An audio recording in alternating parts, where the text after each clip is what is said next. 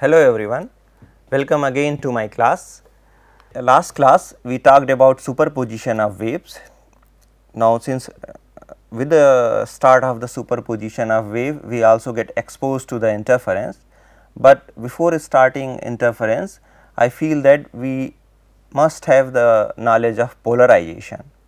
Therefore, today I will introduce polarization, and in polarization we will talk about linear polarization and circular polarization. We will cover elliptical polarization in the next class. Okay. Now, suppose we have a wave, we always associate the polarization with transverse wave, but in transverse wave we know that there is a electric component and a magnetic component. Okay, transverse wave is made up of electric field and magnetic field, and both these fields must be time dependent and they propagate in certain direction. Okay. A wave is said to be transverse if its electric field and magnetic field they both are oriented perpendicular to the direction of propagation, as well as these two fields must also be perpendicular to each other. Alternatively, what we can say is that E, B and K, the wave vector, they all three must be perpendicular to each other. Okay. And polarization is always associated with the direction of vibration of E, because we know the electric field is a time dependent field in electromagnetic wave, therefore, it will keep varying. Its magnitude is a function of time, it will slowly reduce down and then it will change its orientation and then it will increase in a reverse direction and then again will go down, and this is how it will oscillate. The electric field vector will oscillate slowly. Okay. Similarly, the B field will also oscillate in a plane which will be perpendicular to the E field. B field will oscillate in this plane, the perpendicular one. Okay. And E field is much stronger than the B field, and the magnitude of E is related to B through speed of light in vacuum. It means electric field E, the magnitude of E is C times stronger than B, and what is the value of C? C is 3 into 10 to power 8 meter per second, a very big number, and there is therefore a huge difference between the magnitude of electric field and the magnitude of magnetic field. Therefore, when we shine light on some object, then it is electric field which interacts with the object dominantly, and the interaction of magnetic field would be much weaker. Now, since the dominant component is electric field, we associate polarization with the E field. Okay. Therefore, whenever we say polarization, it means a quantity which is directed along E, the electric field. Okay. Now, you see that in this figure the electric field oscillations, let us pick different color. The electric field oscillation traces a curve and which is in a plane, and this plane is plane of the paper, while the magnetic field oscillation traces a curve which is again in a plane, but this plane is perpendicular to the plane of the paper. Now, the plane created by electric field oscillation is in the plane of the paper, and if we say that polarization is along E, then with propagation this polarization is creating a plane. Okay. And therefore, this particular type of polarization is called plane polarization, or the wave is said to be linearly polarized wave or plane polarized wave. Okay. Now, if a linearly polarized transverse wave propagating on a string is incident on a long narrow slit as is shown here, this is a opening of certain width, and a wave who is polarized linearly and its oscillation, the direction of polarization is along the length of the opening, along the length of the slit, then whole of this oscillation will pass through. Okay. And if there is some rotation of the oscillation or of this narrow slit, then it will stop the component of the wave. Okay. It means, or we can say that the slit will allow only the component of the displacement which is along the length of the slit to pass through, and if the slit is allowing this particular oscillation, then we can say that at that instant the electric field is oscillating along the length of the slit, and such a slit will convert a unpolarized light to a polarized light, or more accurately to a linearly polarized light or to a plane polarized light. Now, what is the difference between unpolarized light and linearly polarized light then? Now, we know that a electromagnetic wave is a transverse wave and it has a certain direction of propagation, and perpendicular to the direction of propagation we have electric and magnetic field orientation. Now, since E and electric field and magnetic field are functions of time, they will keep changing their amplitudes, but they may take any orientation while propagating along the medium. Yeah, they may at one instant of time they would be oriented like this, while on the other instant they may take this orientation, in the next instant they may take this orientation. The orientation of electric and magnetic field is completely random, and if this is the case, the wave is said to be unpolarized, while a wave which is propagates like this are a waves in which the electric field vector, oscillation of electric field vector traces a plane with propagation. Such a wave is called linearly polarized light or linearly polarized wave or plane polarized wave. Now, let us go deeper into this concept. The first thing which we should understand is that light is an electromagnetic wave and it consists of rapidly varying electric and magnetic field. Since electric and magnetic fields are time dependent, therefore, they vary very rapidly. The electric field and magnetic field are perpendicular to each other, this we have understood, and they both are also perpendicular to the direction of propagation of wave. Okay. And polarization is an important characteristic of light which is related to the electric field vibration. Okay. It is always along the E field orientation. Okay. But this statement is strictly true for isotropic media. As discussed earlier, isotropic materials are materials in which the properties of the medium are not direction dependent. The isotropic medium will have same property in this direction as well as in this direction as well as in this direction. In all the directions, the isotropic material will exhibit the same properties, while in anisotropic material the properties, the optical properties of the material become direction dependent, okay, and these materials are called anisotropic.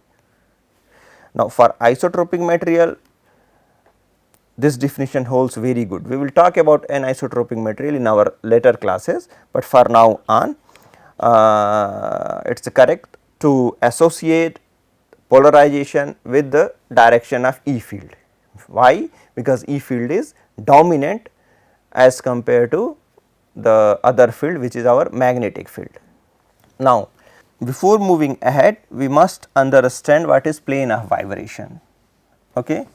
The plane of vibration is defined as a fixed plane which consists both electric field vector E and propagation vector K. Okay. And from this figure, what you can see is that the red curve shows the evolution of tip of electric vector, while the blue curve traces the tip of B field, the magnetic field. Okay. Now, this vertical direction is the direction of E and this is the direction of propagation. The direction of propagation is represented by propagation vector K. Okay. And K is this and a unit vector, say A. Unit vector is a vector quantity which indicates the direction, and mod of K is K, which we already defined, which is equal to 2 pi by lambda. Okay. And the vector nature is coming from this A cap, which is unit vector, which is in the direction of propagation. Okay. Now, using E and K, we can trace a plane, and this plane is called plane of vibration. Now, once the plane of vibration is understood, let us move further in understanding the concept of polarization, or in particular linear polarization, mathematically. Okay. Now, consider two orthogonal optical disturbances. Now, first is Ex and second is Ey. Okay. X and Y represents the direction of vibration. It means that Ex represents a field which is oscillating along x axis, and Ey represents a field which is oscillating along y axis, and Ex is equal to I cap E naught x cos kz minus omega t. Kz minus omega t is phase, E naught x is amplitude, and I cap is nothing but unit vector along x axis. Similarly, the expression for Ey is equal to j cap E naught y cos kz minus omega t plus epsilon. Here again j cap is nothing but unit vector along y axis, E naught y is the amplitude, and kz minus omega t plus epsilon is phase. Okay. But here epsilon is the relative phase difference between the two waves. Okay. And the usual phase is in the form of kz minus omega t. Now, the addition of a positive phase, which is epsilon, means that the cosine function in equation number 25 will not attain the same value as the cosine in equation number 24. Let us understand it in a different way. We can write equation number 25 as j cap E naught y cosine of kz. Let us take omega out of the bracket, and then we will have t minus epsilon by omega. Okay, this is the modified expression. Now, if you compare equation number 24 with this modified expression, then what you see is that in equation 24 the phase part is kz minus omega t, while in this modified equation 25 the phase part is kz minus omega in bracket t minus epsilon by omega. Okay. This epsilon by omega factor is being subtracted from time. It means in equation number 25 the overall phase is running slower, it is a behind. Okay. And this is what exactly is being said in the line here. The addition of a positive epsilon means that the cosine function in equation number 25 here will not attain the same value as the cosine in equation 24 until a later time epsilon by omega. Okay. equation number 24 has this phase, it evolves in time, and the same phase would be achieved by equation number 25 only after an additional time, and this additional time is epsilon by omega, which clearly says that equation number 25 is lagging behind equation number 24, or in other words E y is lagging behind E x provided epsilon is larger than 0. Okay. E y lags E x by epsilon. Okay. Now, if epsilon is negative quantity, then E x will lag E y. Yeah. Now, let us calculate the resultant. How to calculate the resultant? We will again resort to superposition principle. We will add these two waves. Now, you as in the previous slide, we assume that these waves are orthogonal, and these are the fields which are vector quantity, and therefore, we will have to take into account this vector nature, and this addition would be vector addition. Okay. Now, here in equation number 26, we are adding E x and E y vectorally, okay, because these are two perpendicular components. Yeah, E x is perpendicular to E y. Okay. Now, if epsilon is 0 or integral multiple of 2 pi, the waves are said to be in phase. We know it. Yeah, we understood it in our last lecture. Okay. Now, in the case when epsilon is either 0, epsilon is our initial phase. Yeah, if epsilon is either 0 or multiple of plus minus 2 pi, integral multiple of plus minus 2 pi, then the resultant will have this expression, which is given by equation number 27, and the resultant E is equal to I cap E naught x plus j cap E naught y, and the phase part is cosine kz minus omega t. Okay. Now, what is the state of polarization of this resultant wave? How to know about this? Now, you see that it is a vector addition. We are adding E x and E y, then let us plot it. Yeah. If you plot it, if let us put E x on x axis and E y on y axis. Okay. Now, the magnitude here is E naught x along x axis and E naught y along y axis. Okay, there would be some magnitude here in x direction and some magnitude here in the y direction, and the resultant would definitely be pointing here, and it would be in the resultant will oscillate in first and third quadrant. Yeah, this would be the oscillation direction of the resultant. That would again be a linearly polarized wave, isn't? Because the resultant oscillation is again linear. It is confined to a certain plane, and with propagation this linear oscillation will generate a plane. Therefore, this wave is plane polarized or linearly polarized. Okay. The waves advance towards a plane of observation where fields are to be measured. Yeah. There one sees a single resultant E oscillating along a tilt line. Okay. You see that the resultant is oscillating here, but it is tilted by an angle theta. How to know theta? Very easy. Yeah. This is how we can calculate theta. How it is done? It is we have two part, E naught x cos kz minus omega t and E naught y cos kz minus omega t. Y by x will give us the angle. Yeah. If you want to calculate theta, how to calculate? Take y component and divide it with x component. The y by x value will give you tan theta. This is what is done here.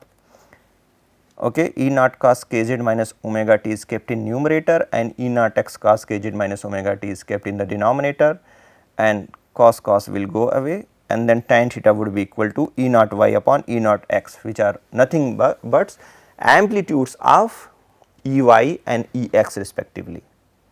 From here we can get the orientation of the resultant E y. Okay. Now, this angle, as you can see from equation number 28, it depends upon the amplitudes. Now, depending upon the relative amplitude of the two wave, the resultant will change its tilt. Okay. The theta value will vary, and this variation would be directly proportional to the relative amplitude of the two waves. Now, let us consider another case. Till now we were considering that epsilon is either 0 or integral multiple of 2 pi. What if epsilon is an odd integral multiple of plus minus pi? Under this case, the two waves will be out of phase by 180 degree, by pi radian, and the resultant now will be expressed differently, and this is expressed here by equation number 29, and the difference between the previous resultant disturbance, which is given by equation number 27, and this new resultant is that there is a minus sign instead of plus sign. Okay. Here in equation number 27 you see that there is a plus sign, while in equation number 29 you see there is a minus sign. How would it introduce a difference? Now, let us again plot Ex and Ey, Ex here and y component here. What will happen here? The plane of vibration, now the resultant here you see it will now be in this, along this line. This would be your resultant. Why? Because x, the y is minus here, y component is in opposite direction, x is pointing here at particular instant, y is here. Okay. The resultant therefore would again be although linearly polarized, but plane of vibration has now been rotated from that of the previous condition. Okay. Resultant is again a linearly polarized light, but there is a rotation of plane of vibration. Okay. Now, you see that whenever we represent a plane polarized wave, the resultant always looks like a double headed arrow. What does this represent? A linearly polarized wave or a plane polarized wave?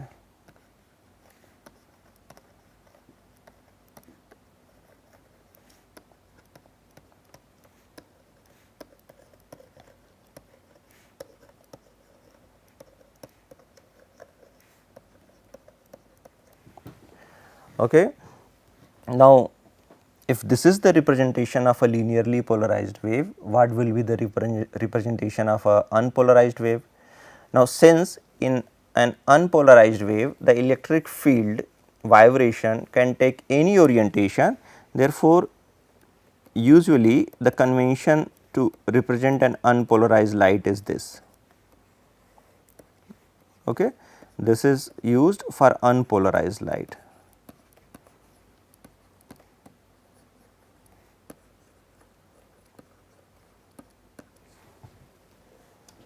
Okay. Single double headed arrow stands for a linearly polarized light, and multiple double headed arrow which forms star like structure, it is used for unpolarized light. Now, after this analysis, what we can see is the following. In an unpolarized light, if you know the orientation of electric field at a particular instant of time, suppose t is equal to t naught, then you cannot predict or you cannot forecast the orientation of electric field at a later time. While in a linearly polarized light, if you know the orientation of electric field at some time t is equal to t naught, then at a later time you can predict its orientation. You know that it will always be in the same orientation. Okay. It means that we can say that once a wave is polarized, the predictability comes in our hand. If you can predict the orientation of the electric field, once you know the orientation, once you know the earlier orientation, then the wave would be polarized. Okay, I repeat it again. In an unpolarized wave, if you know the orientation of field at some earlier time, then you cannot predict its orientation in later time. While in a polarized wave, if you know the orientation of electric field at some earlier point in time, then you can predict its orientation in some later point in time. This power of predictability comes in our hand once the wave is polarized. Okay. Having understood this, let us discuss the second type of polarization. Okay. What is the second type of polarization? Circular polarization. Okay. Till now we were considering two waves which were orthogonal, that is they were oriented into directions which are 90° to each other, and they were having different amplitudes. Okay. Now, here we will consider waves which have equal amplitudes. E naught x would be equal to E naught y now, and we will assume that E naught x is equal to E naught y and it is equal to E naught. Okay. And in addition to this, their relative phase difference, which is epsilon, is equal to minus pi by 2 plus integral multiple of 2 pi. Okay.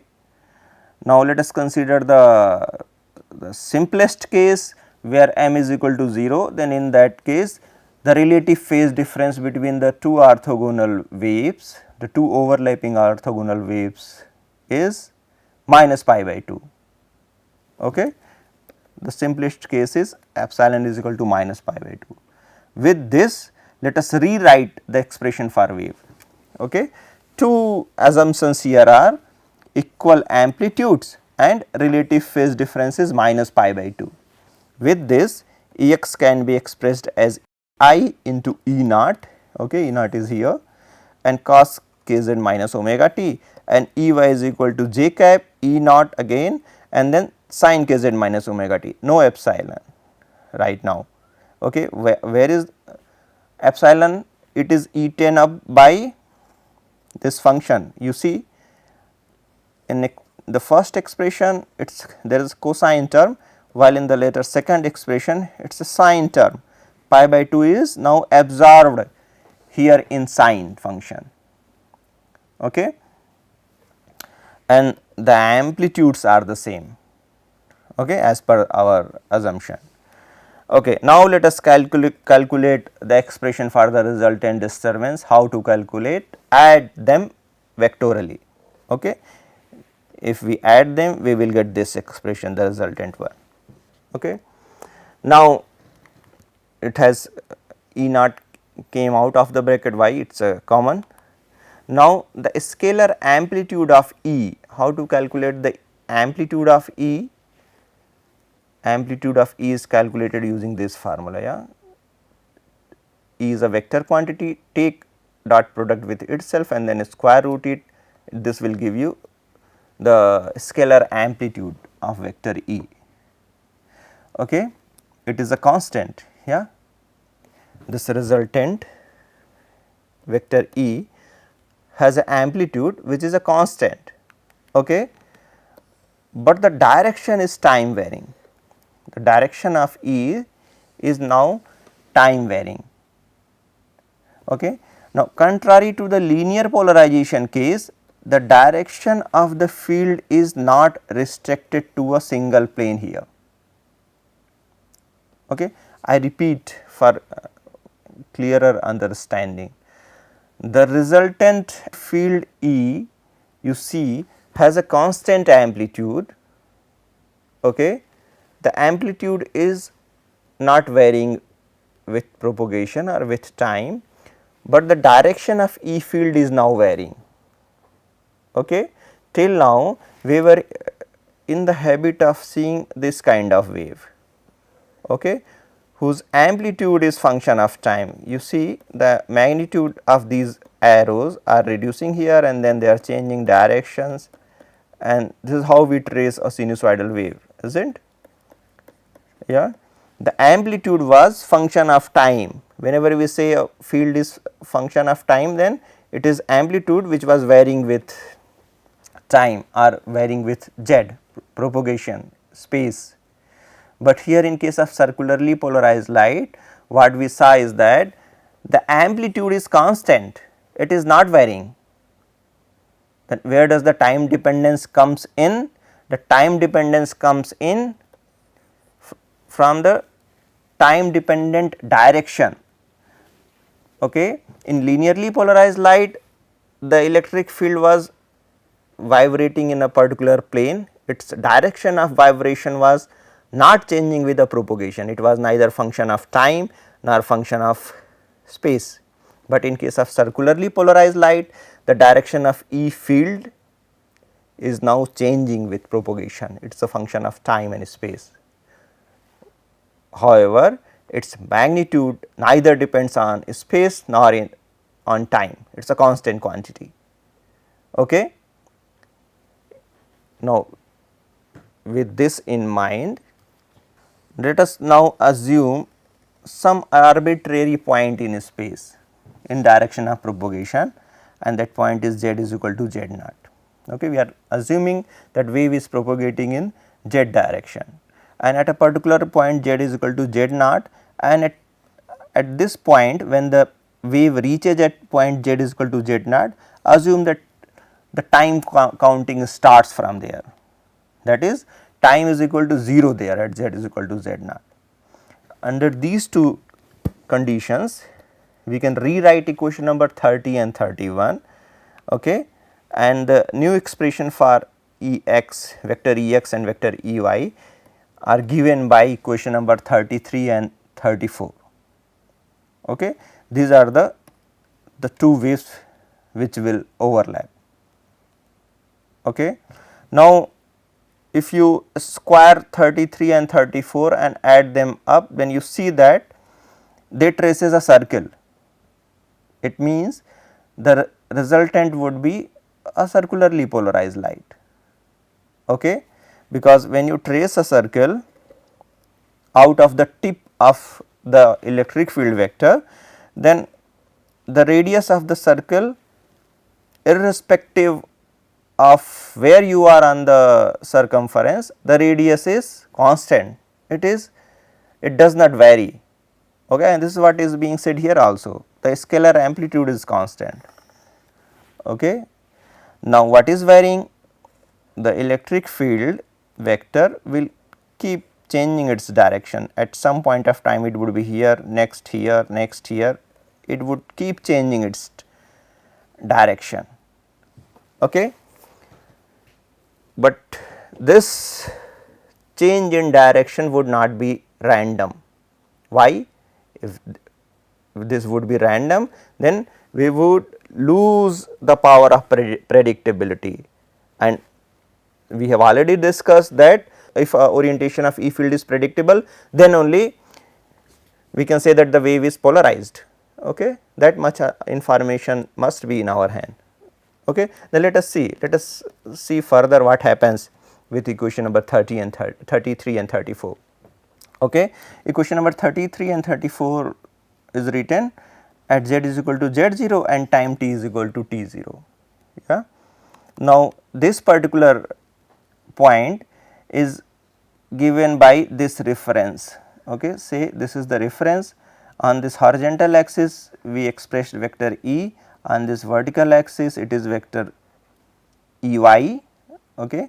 On horizontal axis it is vector Ex, on vertical axis it is vector Ey, and at certain point in space which is z is equal to z0 and time t is equal to 0. Suppose this is the direction of the resultant field, which we call reference axis. Okay. Now, since this is the reference axis, we will start the calculation from this reference axis. Okay. Since we are assuming time is equal to 0 here at this reference axis, as soon as we start from here, time will increase in positive direction here. Now, time slowly will increase. Now, suppose at a later time which is given by kz naught by omega, where did we get this expression from? We know that E is equal to E naught. Suppose a vector quantity is here and then cos of omega t minus kz naught. Okay. Now, how did we choose later time? From this expression? When will this expression will become 0? This expression will become 0 at a time point which is given by kz naught by omega. Okay. This we choose as our later time. This is given here. Yeah. At this point, what will happen? The field at this point, what will happen? The Ex component. What is the expression of Ex component? It is given by question number 13. If you replace t by k z naught by omega here, then you will get 0 here. Now, let me write it here for more clarity. Ex is equal to I cap E naught cos kz naught minus omega t.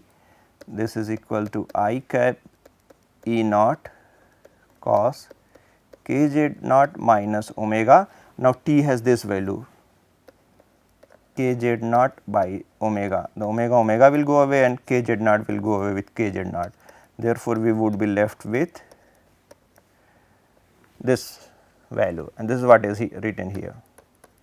Similarly, we can calculate Ey. If the phase is 0, then sine which is sitting here, the sine of 0 would be equal to 0, and therefore therefore Ey would be equal to 0. Okay. And therefore, at a later, initially the wave was initially along the reference axis direction, and at a later time the x component has some finite positive value and the y component has 0 value. Okay. X component has some finite value and y component has 0 value. It means from the reference axis direction, wave came here in this, the resultant electric field rotated in this direction as shown by this arrow here. Okay. Initially it was in along reference axis direction, now the resultant is along Ex vector direction. Okay. And therefore, the resultant is along the x axis. Okay. Therefore, we can say that the resultant electric field vector E is rotating clockwise direction at an angular frequency omega as seen by an observer towards whom the wave is moving. A very important concept. Initially the wave was along this reference axis direction. Now the wave is on x axis and the resultant E is pointing along x axis. Yeah. The whole rotation is clockwise fashion. This is how the wave is rotating. Yeah. The rotation is like this, which is clockwise rotation, and we are standing in the front and we are looking into the source. Okay. The light is coming towards us and as an observer we are looking into the source. Under this case, if we see the resultant electric field vector tip rotates along clockwise direction, then such a wave is called right circularly polarized wave. I repeat, if we are looking into the source and seeing the resultant electric field is rotating clockwise direction, or more accurately the tip of resultant electric field vector is tracing a circle in a clockwise direction, then this kind of polarization or this kind of wave is called right circularly polarized wave. Okay. And this is also very much clear in this figure. The tip of the electric field vector is rotating in a clockwise fashion. In the case when we are looking into the source, the light is coming towards us, and this wave is called right circularly polarized. Okay, this is a very important concept. We must look into the source, yeah, and light must be coming towards us. Therefore, the referencing is very important. We must look into the source, light must be coming towards us, and under this condition, if the tip is rotating in a clockwise fashion, then the wave is called right circularly, then the wave is right circularly polarized wave. Okay. The acronyms for right circularly polarized wave is RCP, right circularly polarized. Similarly, if the relative phase difference is pi by 2 and then integral multiple of pi, then what will happen is that there would be a minus sign here instead of plus sign, the resultant will have minus sign. Okay. And if this is the case, then the resultant will trace, the tip of the resultant field will trace a circle in a anti-clockwise fashion, and such a wave is called left circularly polarized or LCP. Okay. Earlier it was RCP, now it is LCP. Now, this is equation number 35 represent an LCP, while equation number 32 which is given here, this represent an RCP. Now, let us add these two equations. Yeah, the only difference here is in sign. Okay. Now, if we add them up, this is the resultant. If you add LCP and RCP, then you get equation number 36, which clearly is pointing along x axis and which is a linearly polarized light. Okay. Which means out of left circularly and right circularly polarized light, we can again generate a linearly polarized light. A more generalized statement is, using two orthogonally polarized light, we can generate any type of polarization, or alternatively any type of polarization can be expressed in the form of orthogonally polarized light. Okay. X polarized and Y polarized light are orthogonal, left circularly polarized and right circularly polarized light are orthogonal. So, using these two pairs, we can generate any kind of polarization. Now, you can see here the formation of circle in a circularly polarized light. You see at some instant where suppose t is equal to 0, you see that Ex is equal to 0 and Ey has some finite value equal to E naught. Therefore, the resultant would be here. At some later time, suppose t is equal to delta t, Ex has gained some value and E naught is reducing. Therefore, the resultant is not now pointing towards y axis, it has this orientation now, it has rotated clockwise fashion. Now, again if you move further, delta t plus delta t, E resultant E came here, E now Ey is reducing down and the resultant in slow is in the next interval of time delta t plus delta t plus delta t suppose. Now, E is now is along x axis and slowly you are seeing that it is tracing a circle with propagation. Okay. And this particular light is doing clockwise rotation and therefore, it is called right circularly polarized light. Okay. But if you see it in space, then this circularly polarized light will form a helix. Yeah. Initially it would be in at some time and then slowly it will create this type of helical structure. The tip of electric field vector will trace a helix in space. Okay. And if you see, now there would be an axis of symmetry of this helical structure, and if you point your eyes along this axis of symmetry, then you will see a circle. Okay. But if you take a video of this tip, then the tip will trace a helical structure. Okay. Right circularly polarized will form one type of helical structure, left circularly polarized have the opposite sense of rotation, therefore, this helical structure would be formed differently. This is all for today. I end my lecture with this, and thank you all for your presence and listening me.